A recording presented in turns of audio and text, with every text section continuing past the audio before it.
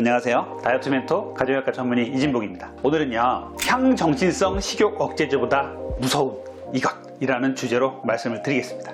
비만의 계절이 찾아왔습니다. 이쯤 되면 TV와 각종 매체에서 비만약이 무섭다, 식욕 억제제를 조심해라, 남용과 과용의 위험이 있다, 이런 얘기들이 이제 또 언론에서 한 차례 나오게 됩니다. 이 향정신성 식욕 억제제는 반드시 본인이 병원에 내원하셔서 약을 처방을 받으셔야 되는데, 이런 부분이 좀 이렇게 어렵다 보니까 병원이 아닌 다른 경로로, 정말 불법적인 경로로 약을 얻으시거나, 또 이 병원 저 병원 쇼핑을 하시면서 약을 타서 드시는 경우가 아주 가끔 있어서 사회적인 문제가 일어나곤 합니다.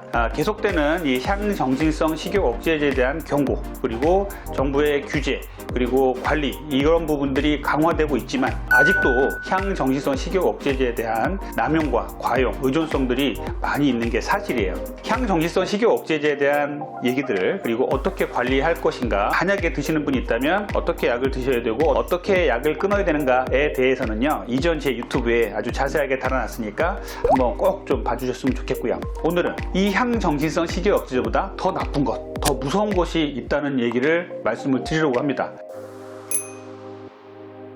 제가 오늘 말씀드리고자 하는 이 향정신성 식욕 억제제보다 나쁜 것, 무서운 것들은요, 바로 이뇨제, 안정제입니다. 식욕 억제제를 드시는 분, 비만약을 드시는 분이 있다면 본인의 약을 한번 꺼내 보시면 좋아요. 그래서 이 약들 중에 약 봉투 안에 여러 약들이 있을 수 있죠. 단일제로 주기도 하고 여러 약을 주기도 하는데, 이 여러 약을 주는 이 봉투 속에 이뇨제와 안정제가 있는지 한번 꼭 살펴봐 주시길 바랍니다. 이뇨제, 안정제는요, 식약처에서 허용하는 식욕 억제제 플러스 비만약에 허용되지 않은 약이에요.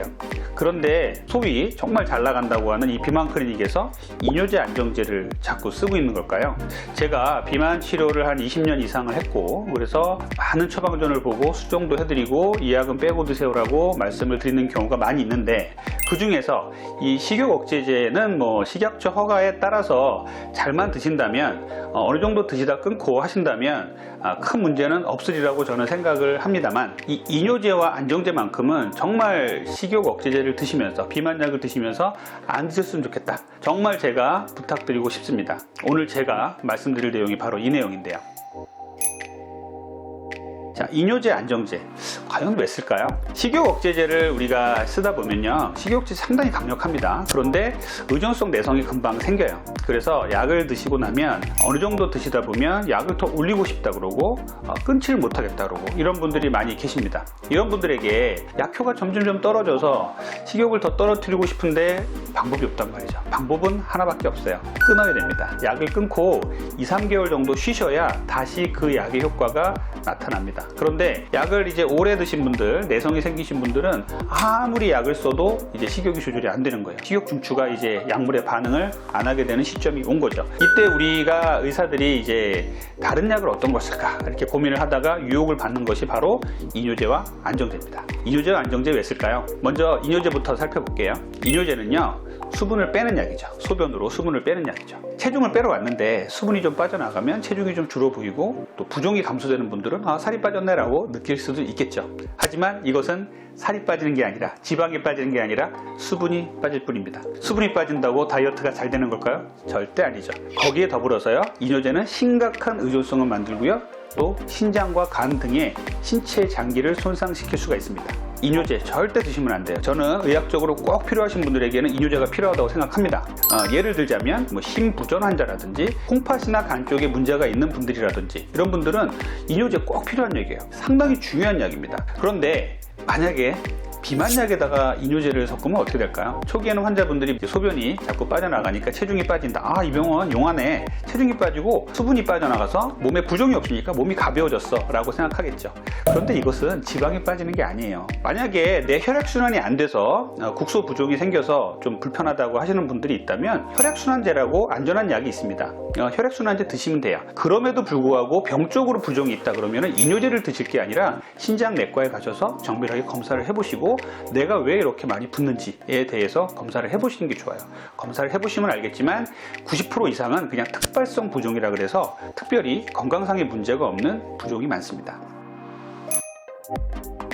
비만 환자는 부종이 자주 생깁니다. 이 부종이 살이 된다 이런 얘기, 물살이 자꾸 몸이 부어서 살이 돼요 이런 말씀 하시는 분도 계신데, 물이 지방으로 변하진 않죠. 이거는 뭐 마술도 아니고 어떻게 물이 지방으로 변하겠습니까? 하지만 우리가 비만이 되면 수분이 저류가 됩니다. 지방세포는 물을 담고 있어요. 그리고 지방이 찌면 찔수록 수분을 저류하게 됩니다. 그래서 수분을 담고 있으려고 하죠. 그리고 몸의 대사가 안 좋다 보니까 수분이 몸에 쌓이게 되고, 셀룰라이트도 이런 대사가 안 돼서 생기는 것이라고 얘기를 하고 있어요. 비만 환자들은 기본적으로 부종이 약간씩은 있습니다. 그런데 여기다가 이뇨제를 쓰라는 말은 어느 교과서에도 나오지 않습니다. 꼭 필요한 환자에게만 허용되는 이뇨제.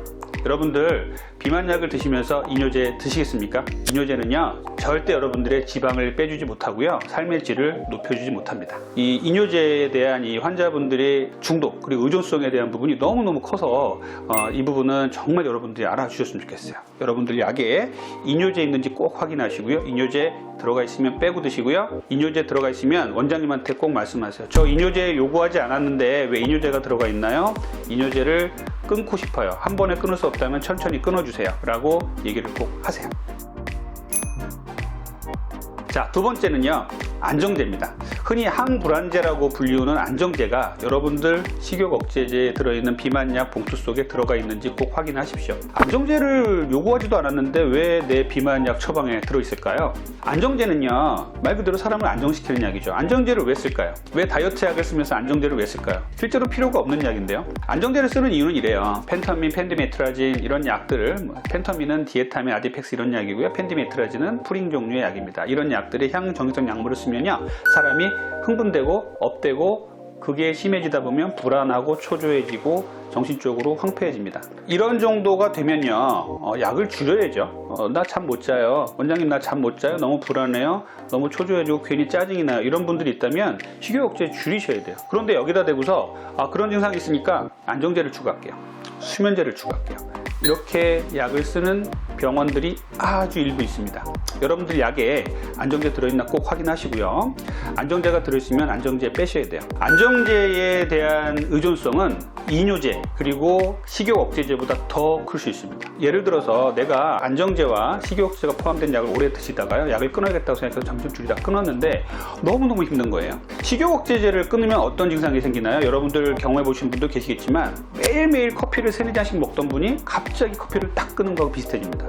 축 처지고요, 졸리기만 하고요, 무기력해지고 이렇게 됩니다. 그거보다 더 심한 증상이 오죠. 그런데 여기에 안정제가 들어가 있었단 말이에요. 그러면은 식욕 억제제도 끊었어요, 안정제도 끊었어요. 그러면은 무기력하고 힘 빠지고 막 졸리고 이렇게 되는데, 거기다가 불안해지고 초조해지고 이런 증상이 생길 수 있습니다. 물론 항불안제, 안정제는요 범불안장애라든지 공황장애라든지 이런 환자분들한테 적절히 썼을 때 아주 좋은 약이죠. 정신과 선생님들께는 정말 소중한 약이에요.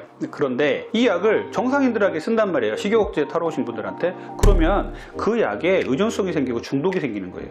나중에는 식욕 억제제를 못 끊는 게 아니라요, 이 안정제를 못 끊어서 자꾸 그 병원에 가게 됩니다. 여기서 제가 말씀드리고 싶은 게 있는데요, 안정제, 이뇨제를 쓰시는 병원들 혹시 식욕 억제제를 끊었을 때의 의존성 때문에, 금단 증상 때문에 그 병원을 찾는 게 아니라, 환자분들이 이뇨제, 안정제를 끊고서 다른 병원에 가서 그 약을 못 하는데 이 병원에 갔더니 그게 해결이 되더라, 이 병원에 갔더니 내 문제가 해결이 되더라, 그런 문제를 야기하고자 그런 약을 쓰시는 건 아닙니까? 라고 거꾸로 반문을 하고 싶습니다. 아주 극히 일부의 비만 클리닉에서 일어나는 일들입니다. 식욕 억제제 플러스 안정제와 이뇨제를 함부로, 내가 원하지도 않았는데 함부로 쓰는 병원은 여러분들 정말 주의하셔야 돼요. 다이어트 유튜브를 하면서 처음부터 말씀드리고자 했던, 제가 이 유튜브를 하면서 여러분들께 정말 공개적으로 드리고자 했던 말은 여기에 다 있습니다. 제가 정말 유튜브를 한 이유가 이거예요. 이뇨제와 안정제 약 중에 식욕 억제제하고 같이 쓰지 마세요.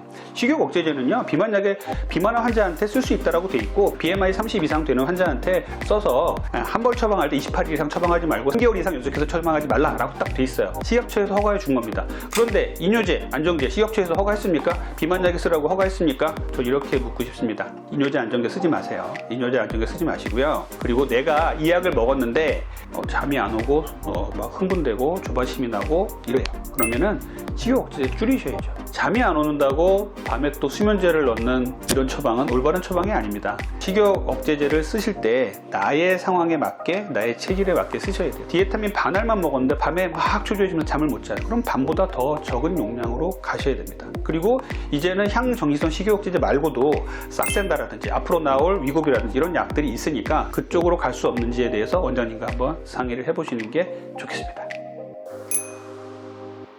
자, 오늘은 여러분들과 함께 향정신성 식욕 억제제보다 더 무서운, 더 나쁜 이 약에 대해서 알아봤습니다. 그 약은 바로 이뇨제와 안정제입니다. 내 비만약에 이뇨제와 안정제가 들어가 있는지 다시 한번 확인해 보시고요. 이뇨제와 안정제가 들어가 있다면 당당하게 주치의센터에 가서 내가 요구하지도 않았는데 왜 이뇨제 안정제가 들어가 있습니까? 이 약 끊고 싶으니까 이 약을 줄이든지 끊어주십시오라고 얘기할 수 있어야 됩니다. 여러분들의 건강한 다이어트를 항상 응원하는 다이어트 멘토 닥터리였습니다. 감사합니다.